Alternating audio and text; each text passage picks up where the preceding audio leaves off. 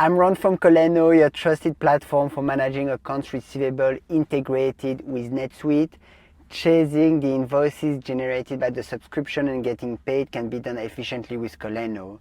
Today, I'll guide you on creating a standalone subscription in NetSuite. So first we will go to Transactions, Subscriptions, Create Subscriptions. Now here you need to fill out some key fields. For example, in the Customer field, you select the customer for whom you're creating the subscription. For example, let's choose Above the Cloud. You can obviously create a new customer if needed. After selecting the customer, NetSuite will autofill the subsidiary and currency fields according to the customer settings, as you can see on the right here.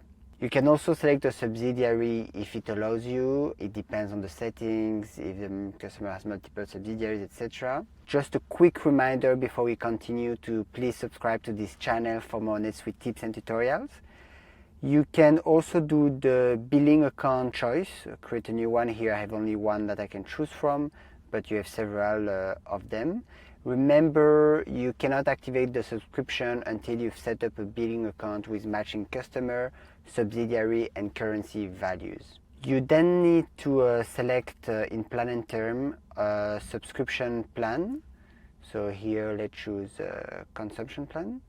Only plans with matching currency and subsidiary values will be available for selection. If needed, you can also choose a price book from the price book list. Here I have only one, but you might have several of them depending on subscription plan. For example, you select it. You can define some subscription details. For example, on the right hand side here you have the start date. The default is today's date, so you know when I'm recording this tutorial.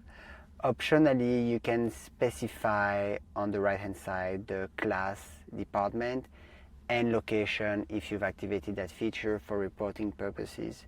You can define one or more add-on items if required, depending on your settings, your billing account. You can have discounts and apply them on a subscription plan or line item levels.